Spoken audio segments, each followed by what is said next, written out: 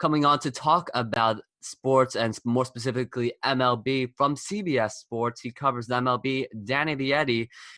Somebody's going to beat the Cleveland Browns this year. Is it going to be another opponent, or is it going to be the Cleveland Browns? That's their storyline, and the season will answer that story.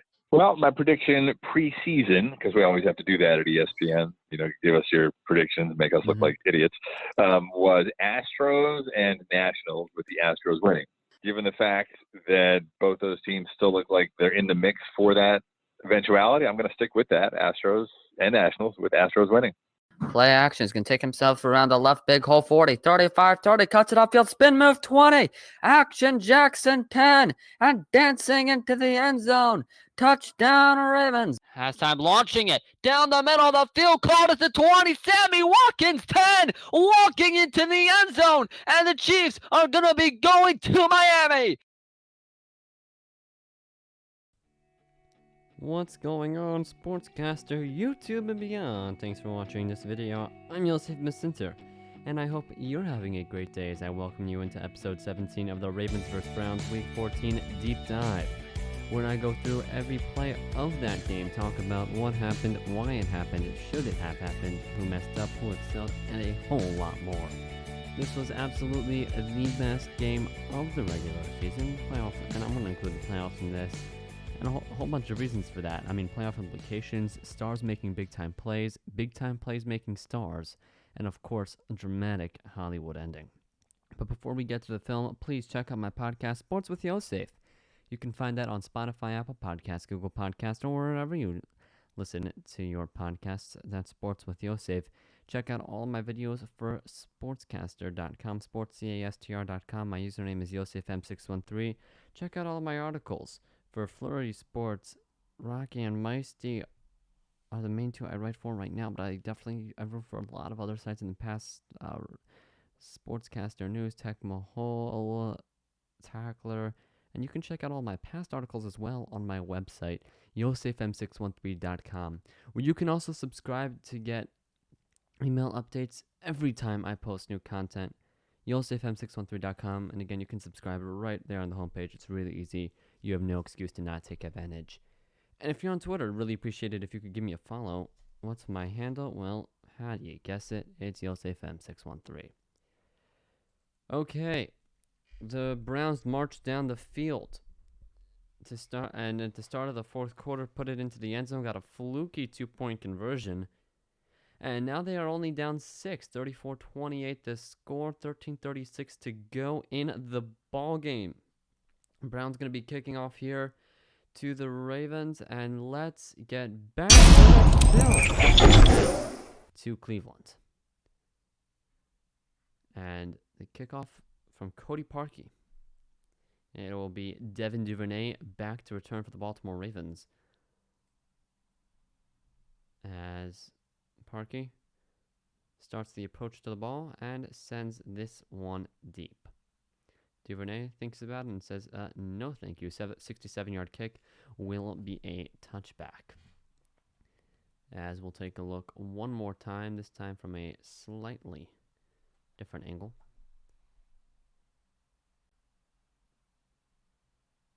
Parkey, you can see him lining it up here. This Ravens, all about gap control. Everyone going straight up, except this time they want to go right up the middle. Way too many arrows on the screen now.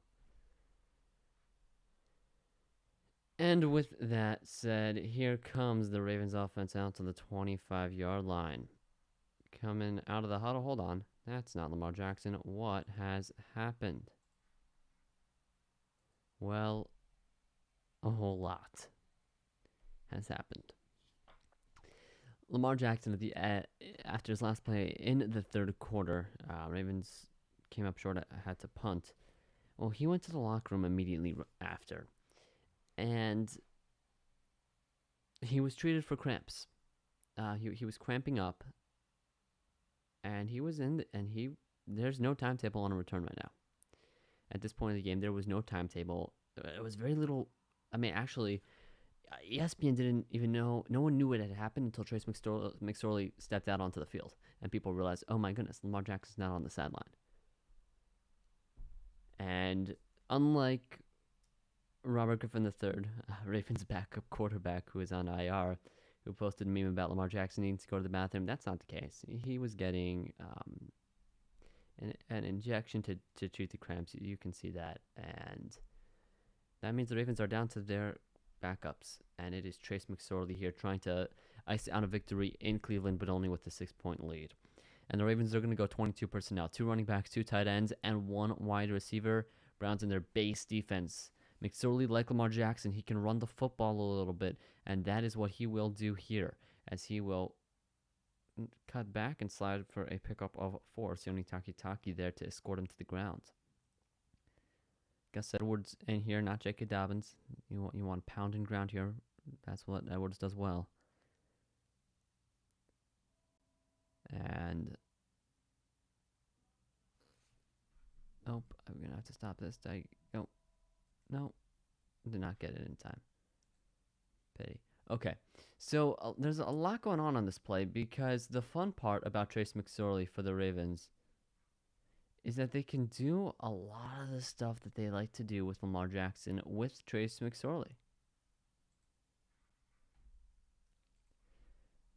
And you'll see this here. What is this running play?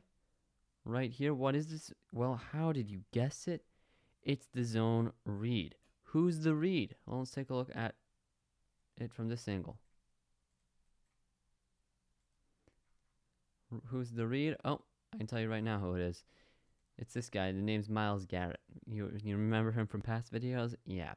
He's the read. Now, what does Myles Garrett do? He comes heavily inside. What does that mean? So what does McSorley do? Okay, I go outside. I'm not going to go. Not going there, not going there.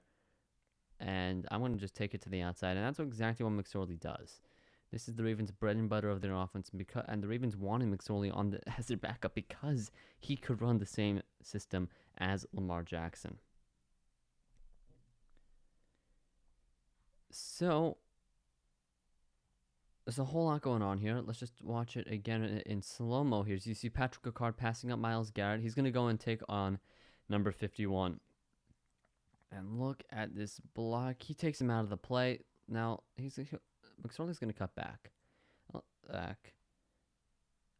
And he'll slide down for 4. Sione Takitaki can just touch him down. Now, here's the interesting part here, because right here, Trace McSorley's got 2 options. Now, and we'll break down what's going on between the individual matchups, but from an overall perspective, McSorley's got a couple of options right here. Look, Ricard's doing a very good job blocking Mack Wilson. So he could go to the outside, and I'll be honest, this is what I would have done. Now, it's tough, but you gotta wonder if McSorley should have gone outside, because instead he cuts back to right here. And you see the hole also, right? You see the opportunity here. You see, here's Larry Ogunjobi is going to be the one who kind of breaks this one up. And Sione Takitaki also. But you see the reasons for both, right? I don't know. And I understand that it would have been tough because Mack Wilson's kind of got the edge on Patrick Ricard. I don't know. You could have gone either way with this if you're Trace McSorley, right? I have a feeling you've got more big boomer bust potential on the outside, and here it's like, okay, easy 4 yards, I'll take it. It's right. I mean, look how. I don't know. The issue would be Mack Wilson, because Mack Wilson has the edge, and Ricard pushes him back, but Ricard doesn't defeat him. So I'm not 100% sure about what. Look, hindsight's 2020, not at all, but you could really go either way with this.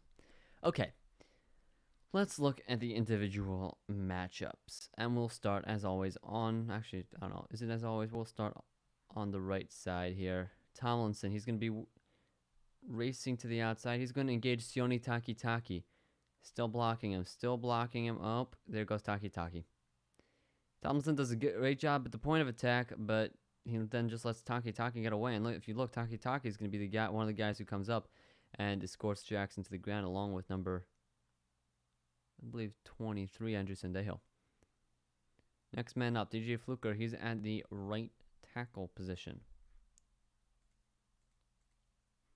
He'll be going against Olivier Vernon, who's been a nightmare today for the Baltimore Ravens, and Fluker's doing a great job here. He's going to just hold. Hold's the wrong word because holding is a penalty, but he just shuts down Olivier Vernon. And you see Olivier Vernon give a little bit of pursuit at the end, along with Myles Garrett, but too little, too late. Great job by DJ Fluker. Next man up, it is Ben Powers at the right guard position, number 72 right there. And he's going to be going up against Sheldon Richardson. And he's going to be, look at this double team along with Patrick McCarry. Sheldon Richardson, he's just out on this play. And now here, you see Patrick McCarry break into the second level to take on the safety, Kevin Johnson. Cornerback Kevin Johnson, I should say. So that's just a good job blocking there. And keep in mind, right, the Ravens could have gone either way on this play.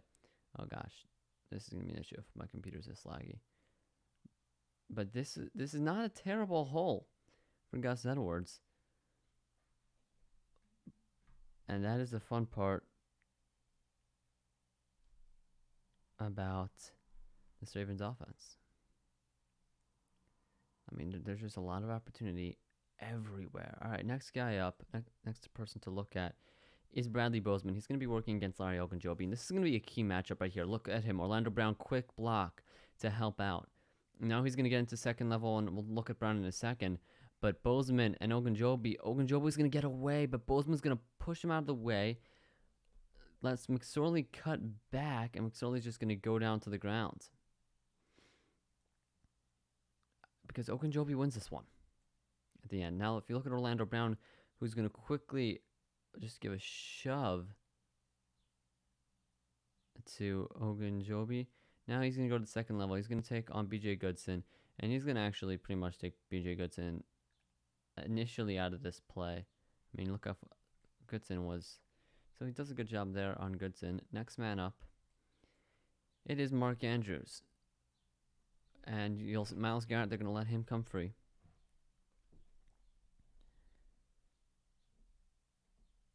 Let's wait for the snap. Here we go.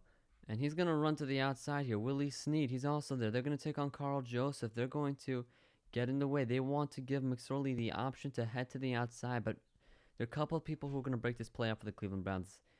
Number 51, Mac Wilson, stops the edge because McSorley is going to look at him and say, oh, I don't want to run to the edge. Number 65 is going to force Jackson to cut back. Ravens, they don't win enough of their blocks in the long term. Whether that be Bradley Bozeman, whether that be Eric Tomlinson. Tomlinson and Bozeman are the big ones here. You've got, and it's still a 4-yard run. It's not like it's a bad play, but there's potential for so much more. And that's because you don't finish your blocks, you don't continue your blocks, and you don't end the play and win all the way. You've got to win your blocks till the end. And so a 4-yard run for the Baltimore Ravens. Let's watch it one more time.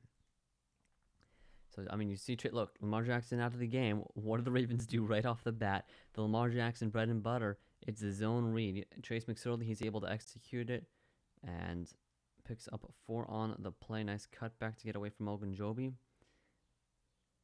Mac Wilson taking away the edge. And that'll put the Ravens in a 2nd down and 6. Look, Ravens will be happy with 4 yards of carry. They would like better, but they'll take it, especially with the backup quarterback in the game. And that will bring up 2nd down and 6 for the Ravens. This clock now going to be getting down to the 13-minute mark in the 3rd quarter. 4th quarter, I should say. It's McSorley pistol. He'll now bring Gus Edwards up to his right, so now in the shotgun. 2 receivers to either side. He's going to pump, throw, knocked down. And Olivier Vernon is going to be the one who gets a hand on this one. Said last play, my goodness, he's been a pain in the butt for the Ravens team. In this one, well, he'll do it one more time. He just gets his hands up on this pass intended for Hollywood Brown. All right, Ravens in the 11 personnel. Browns matching with the nickel. So 1 running back, 1 tight end, 3 wide receivers, 5 defensive backs for the Browns. And let's just take a look at the route combos quickly.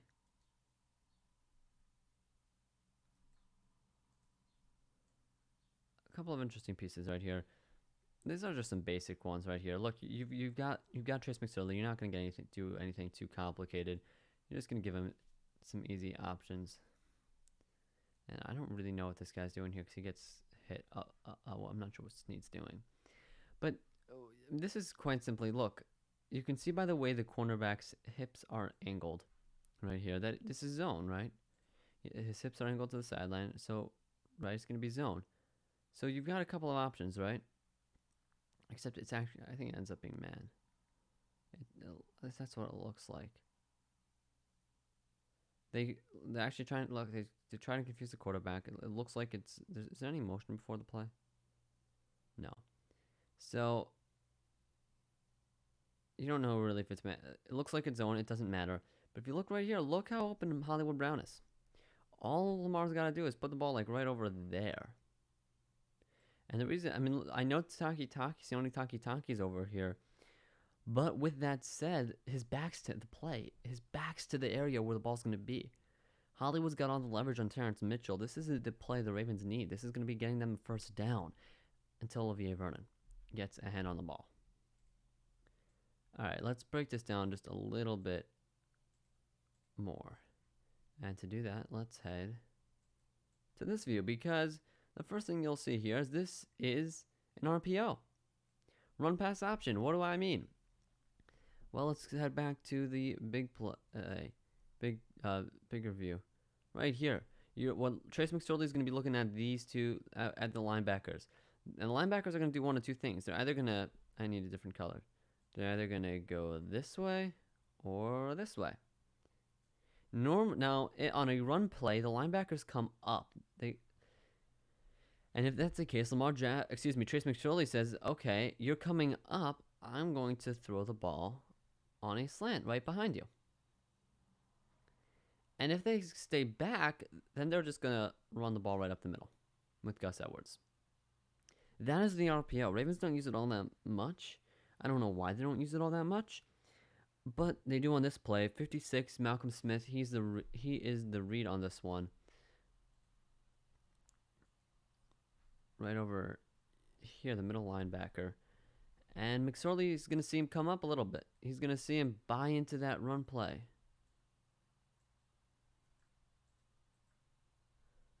Look, Malcolm Smith, he's waiting. Now he comes up. McSorley's like, I've got you exactly where I want. And he does. Look at how much space Hollywood Brown would have had if he beats that one tackle by Terrence Mitchell. That is exactly what the Ravens wanted. The issue was didn't work out on this play because of Olivier Vernon. Also, right over here, Mike Andrews is open. And I mean, the line of scrimmage is at the 29. Andrews right on the 29. This could have been a couple of easier yards. Okay, let's take a look.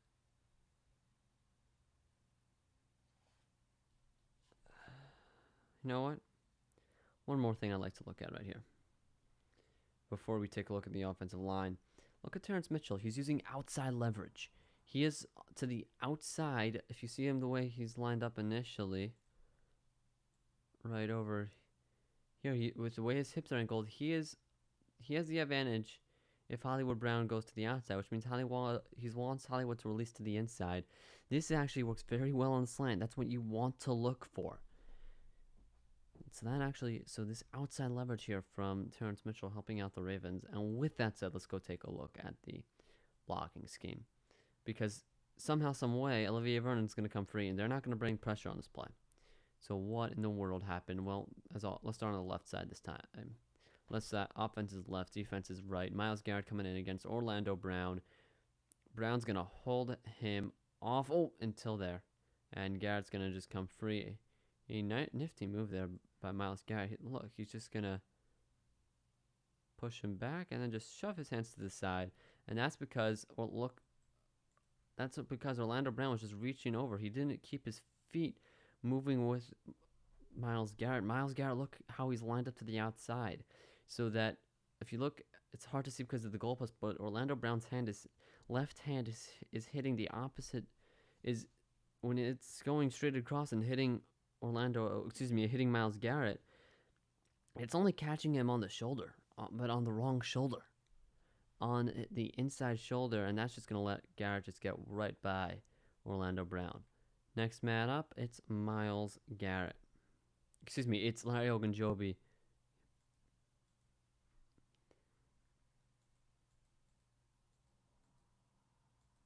As they'll double team Ogunjobi here. Now remember, this is an RPO, right? So you have to do a couple different things here. You've got to be able to you have to block for both schemes. So they're gonna quick double team on Ogunjobi. Mekari's gonna get up to the second level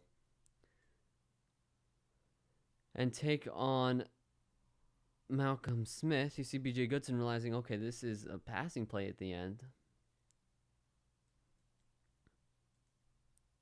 Ben Powers, quick double team over here. He's gonna get up into the second level. They actually misplay this because what's definitely meant to be happening here, and you see Sheldon Richardson up here who Powers is double teaming. Here's what's meant to happen. Bang. Now, Mekari also went towards Malcolm Smith, and that's kind of because he was closer. But that's where Ben Powers was going also. That's the issue. And that's why, and so a little bit of blocking miscommunication. Now, there's one more rule I want to quickly talk about before we look at Olivier Vernon. This is really slow right now.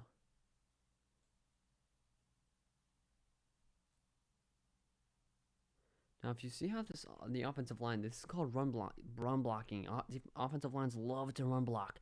They get to go up, they get to attack, they get to hit. This is what they want to do. Now, here's the issue. You've got a line right here at the 34-yard line. They are not allowed to cross until the ball's out of Trace McSorley's hands. And what that necessitates for McSorley is he's got to get rid of the ball pretty quickly. There's no hanging around. There's no dancing around. Otherwise, there's going to be a penalty for an ineligible receiver down 5 yards down the field.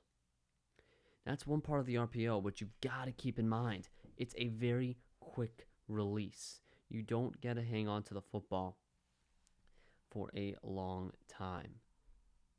And now, after that brief interjection, let's take a look at the man of the hour for the Cleveland Browns, Olivier Vernon. He is going to just come right in. McSorley switches his feet. Olivier Vernon gets a hand on it, and I've just got to wonder what in the world are the Ravens doing on this. Now, I talked about how it looked like there was a miscommunication with Patrick Mekari, how he went to Malcolm Smith and left BJ Goodson open. Maybe that was by design. Maybe that's not what maybe there's a different mess up. Maybe it's meant to be like, this is a blocking scheme. And Fluker's meant to take on Olivier Vernon, right? I wouldn't be shocked. But somehow, some way, Olivier Vernon is wide open. He's just going to come in and get a hand on this play to an open Hollywood Brown. This is a tough one for the Ravens to deal with in any play, especially with a backup quarterback. And this is really not what you want to happen on the first passing attempt for your backup quarterback. And McSorley, he had played a little bit in the Pittsburgh game. Actually threw a touchdown to Hollywood Brown in that game. Brought the Ravens back a little bit. Made it competitive again at the end. But his first passing play here not going the way he wants it to go. As we'll watch this play one last time. Trying to throw the slant. Had the slant open. I mean, you don't draw up the RPO any better than that, except something's wrong with the blocking scheme, and that allows. The Browns to knock this pass down, take advantage. I'll be honest, I don't know if it was a good pass or bad pass. Kind of a little bit too tough to tell there. Might have been a little bit behind, but again, tough to tell. And that'll bring up 3rd down and 6 for the Ravens. Trips bunch formation right here to the right. Justice Hill, he's in. 2 to the left, 3 to the right. A quick pass to the left. And it is dropped by Hollywood Brown. Going empty shotgun. We talked about this formation and the implications of it earlier in this video series. And this one is just going to, I mean, you can see it right over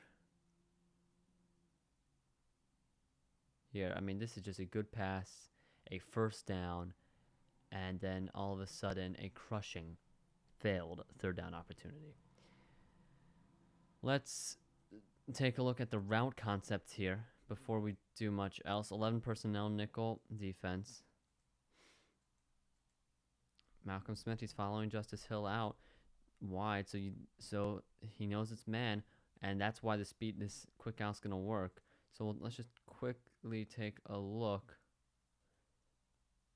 Okay, so the Ravens are doing one of two options here. This is really a two-route play, essentially.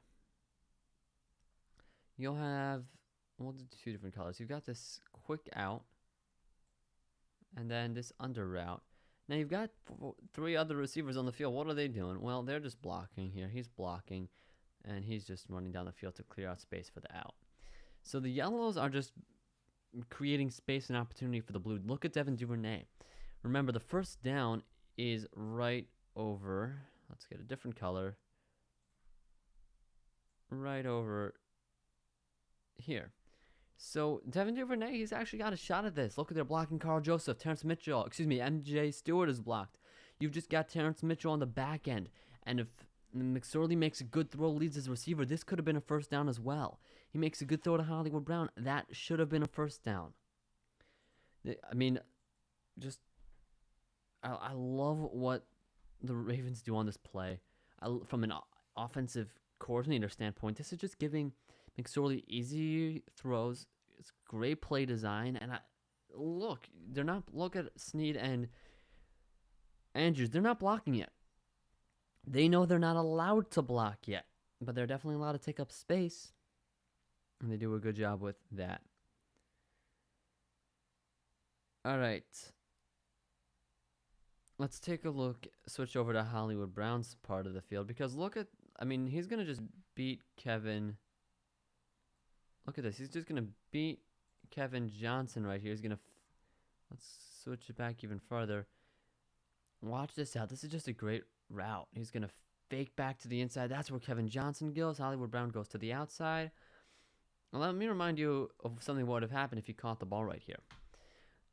Hollywood Brown's going to run right by Kevin Johnson. He's going to have Andrew Sendejo right here. He's going to come and Sendejo's going to come over and try to make a tackle. Here's the thing. Justice Hill's out in front. He's blocking Malcolm Smith.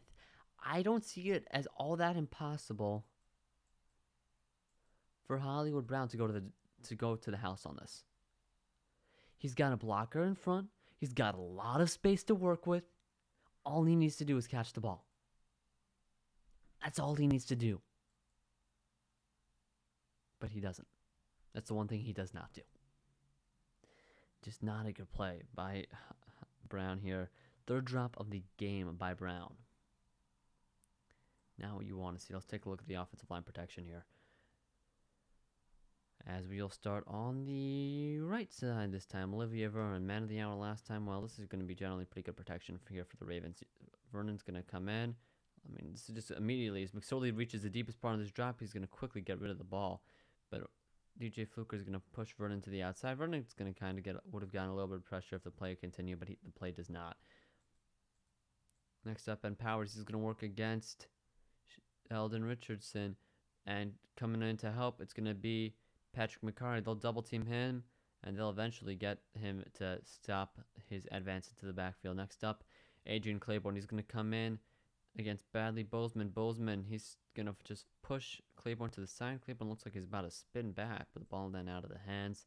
And Myles Garrett, last but definitely not least. He's going against Orlando Brown against, almost a face mask right here. Ravens probably got a little bit lucky. I didn't grab it, but he did push it. Maybe it's hands to the face. Look, and one of the reasons is look at the height difference between Orlando Brown and Myles Garrett. Orlando Brown, we've talked about this before, I believe. He doesn't really get his pads low enough. He needs to get a little bit lower down. Lower man wins, using leverage, and while he wins in the end. And Garrett doesn't get pressure. Definitely could have been better technique from Brown. With that said, let's watch this one last time. As McSorley, quick pass. Had a man. He's not. Look, you've got to feel bad for McSorley. Like, he makes 2 good throws. One was knocked down by Olivier Vernon, and I've got to think that there's something there with either scheme or something that was maybe not all the way thought out, or maybe I don't really understand what happened. The Ravens obviously didn't expect Vernon to come in there, or they thought McSorley could throw over him. And this one, just a drop by Hollywood Brown, which would have been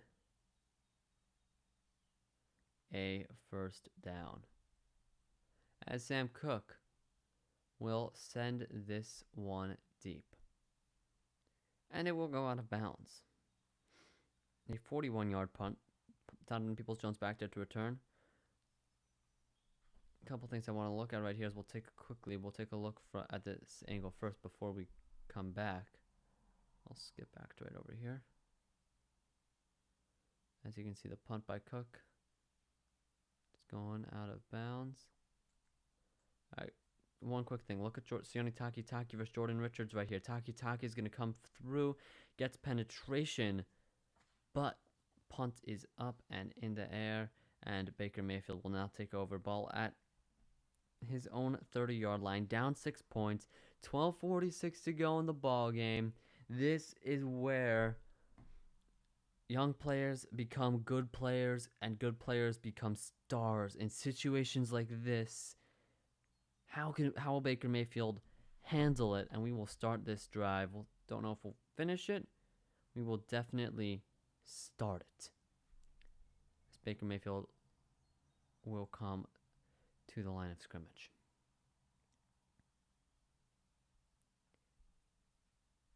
And he's going to go under center here. Brings Rashard Higgins in motion. Nick Chubb in the backfield. He wasn't in last drive, but he is in this one. Is naked bootleg. We've seen this before. Mayfield gesturing. He's going to just throw this away. What has the bread and butter been of this game for the Cleveland Browns? It has been the naked bootleg and the zone runs off of that. That is what they fake here. They'll cut back. Mayfield just waiting for time, and now he just throws it away. Smart decision to throw it away here. Doesn't try to force anything. That's key. It really is key.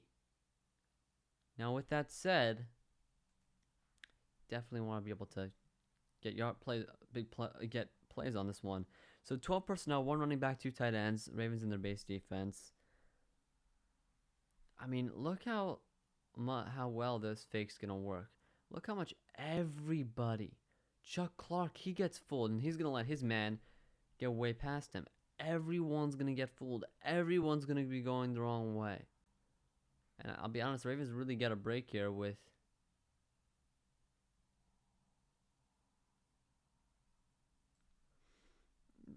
number, I can't see a number from right here, but the guy who Chuck Clark was meant to be guarding, number 85, David Njoku, they got a break.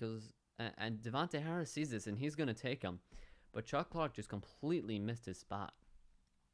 And this is zone coverage from the Ravens. It's cover 3. You see 1, 2, 3. They know the Browns want to be passing the football. They probably want to be passing the ball kind of deep. And that's what they'll try to do on this one. That's what they're trying to defend against.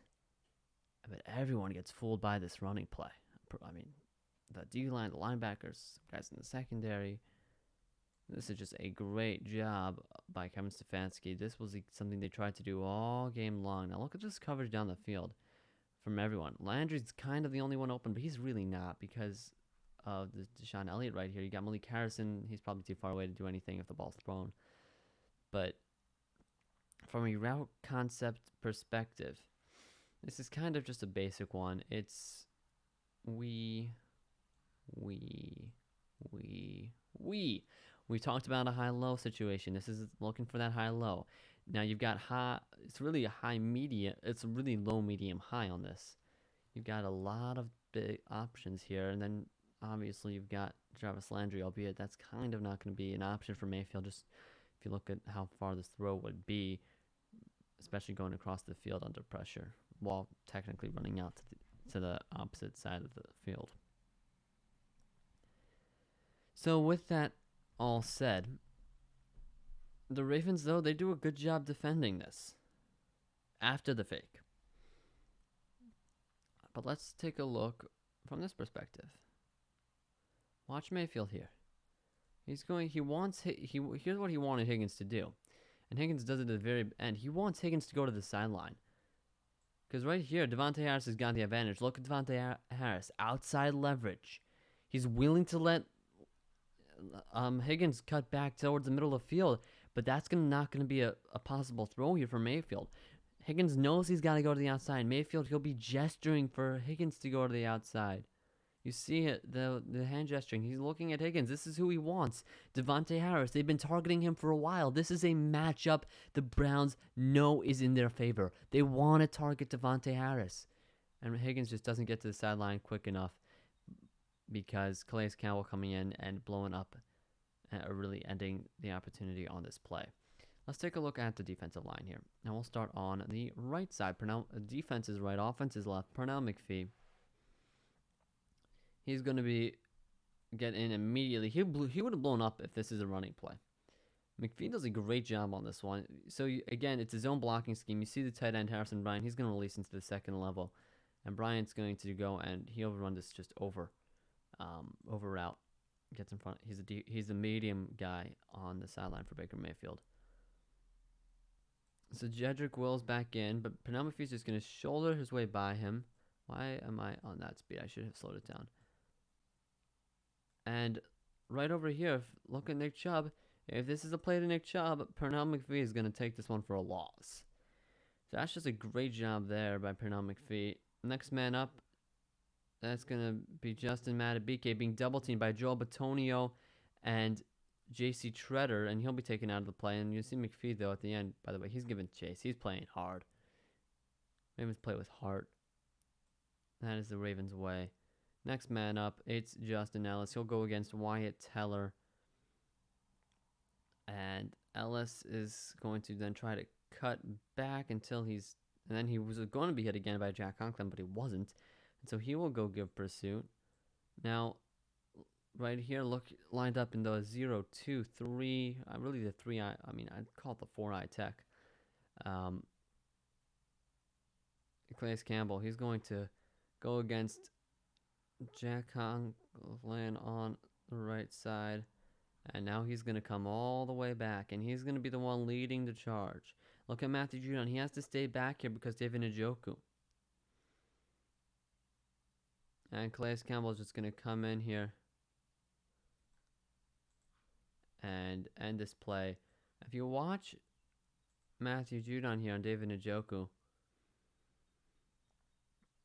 I mean, you know, he knows it's man. He knows this is man because the guy, Harris follows Higgins across the field. Watch Matthew Judon. He's going to go and he's going to be blocking David Njoku. He's going to try to keep him in the backfield because I'll be honest, Judon kind of sees what's happening here. And he realizes this is what they want to do. And look at Judon immediately. What Matthew Judon's going to do, go to this angle. Right when he realizes what's happening, he runs to the flat. He runs to where he knows Baker Mayfield wants to throw the ball, and he's realizing, oh, I just ran away from the guy who he wants to throw it to.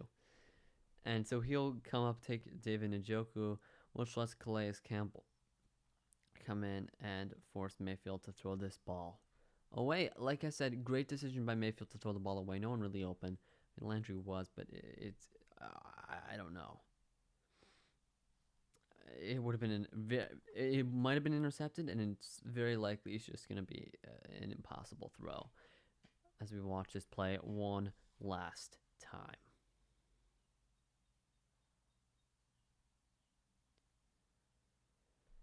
And here we go, this final angle. This play works to perfection. You draw it up like this. This is how you do it if you're the Cleveland Browns.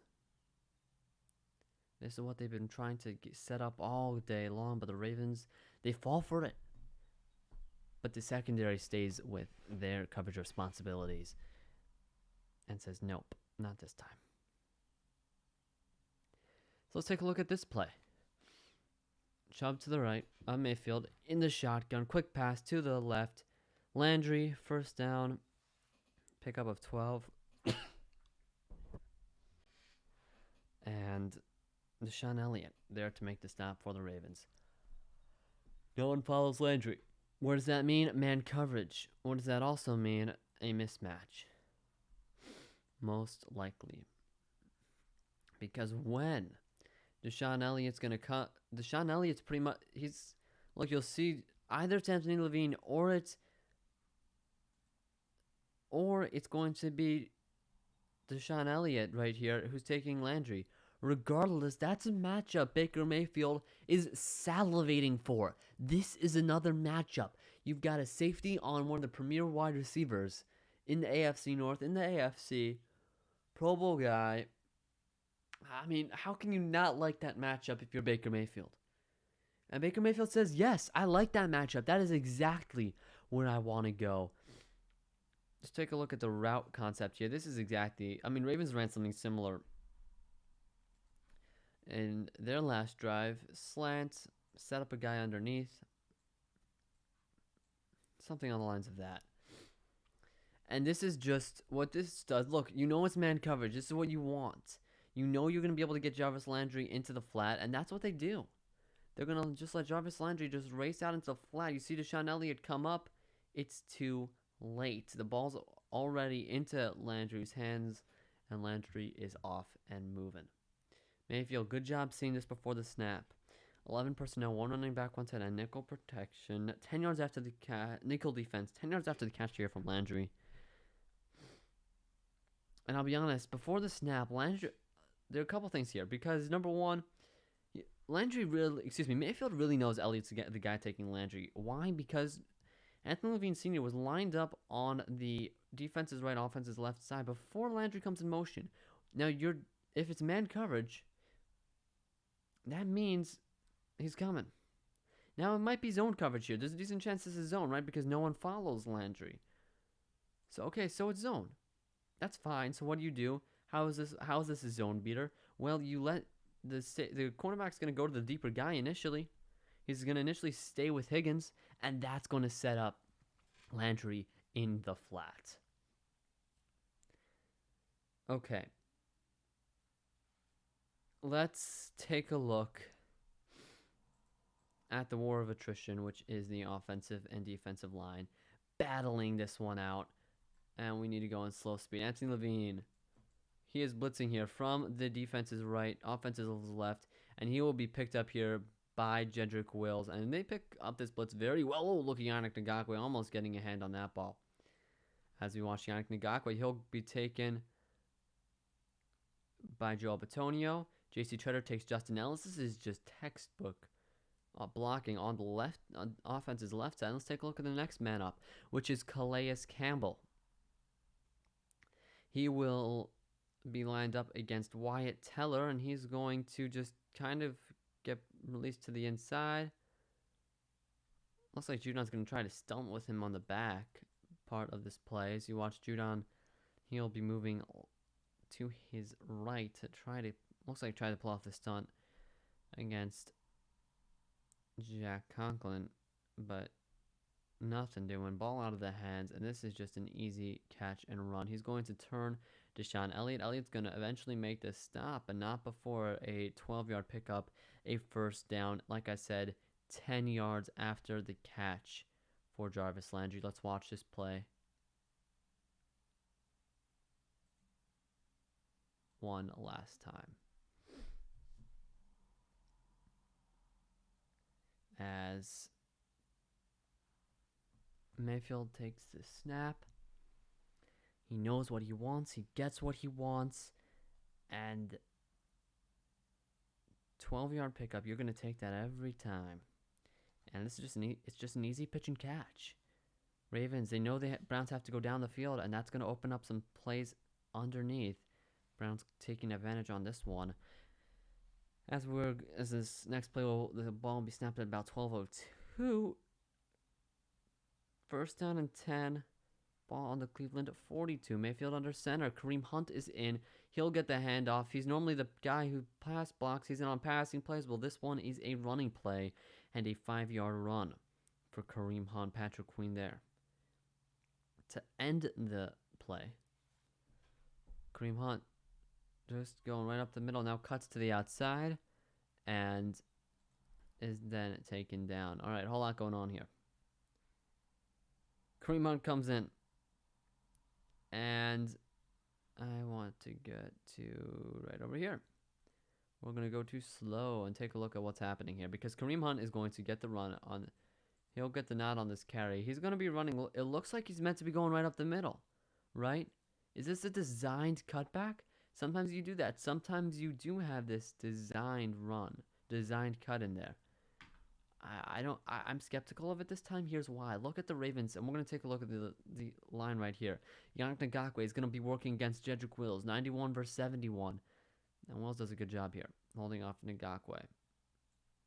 Next man up, Justin Ellis. But look at Justin Ellis, look at Calais Campbell, and look at Matthew Judon here. We'll look at Ellis first. Ellis, he's going to be working against J.C. Treader and Joel Bitonio. He doesn't give up an inch. He's being double-teamed, and he does not give up an inch. Look at this job here by Justin Ellis. Plugging really 2 or 3 gaps here. I mean, you expect to win a double team. Browns don't win this one. Calais Campbell, he's working against Wyatt Teller. He's not giving up any yardage. In fact, he's going to drive Teller into the backfield and look at all, taking up the space here.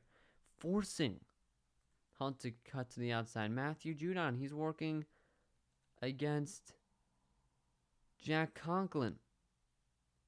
Being double teamed by David Njoku. Here's why it might be a double team. A designed cut. Because if you look, they're kind of sealing off this edge right here. Maybe that's why. So they can run a ball there.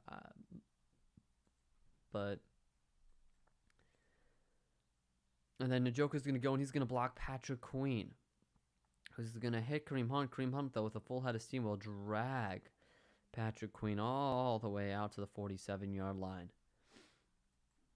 Now, but I'm telling you, look at this job by the Ravens' front three right here. Part of their front three. Ellis, Campbell, Judon. They just dominate the line of scrimmage. They force Hunt to cut. And Queen's there. Queen's there to make it a 2-yard pickup at most. At most. The ball's at the 42. Where does Queen engage? And he engages him right around the 42. Maybe you would say no gain. Here's the issue. Kareem Hunt's got a full head of steam. Patrick Queen does not. And Hunt wins that battle. I mean, Ravens just dominate the line of scrimmage. Queen does a great job getting off the Njoku block to make this play. The issue is if Njoku doesn't touch Queen, Queen probably drives him for a loss or no gain. The issue was, look at Queen just here. He's waiting. He doesn't have a head of steam. He's too high up. We talked about this. Look how high up he's standing compared to Kareem Hunt. You can barely see the top of his helmet. And that's going to just allow Kareem Hunt just to push the pile all the way out to the 47-yard line. Let's watch this play one last time.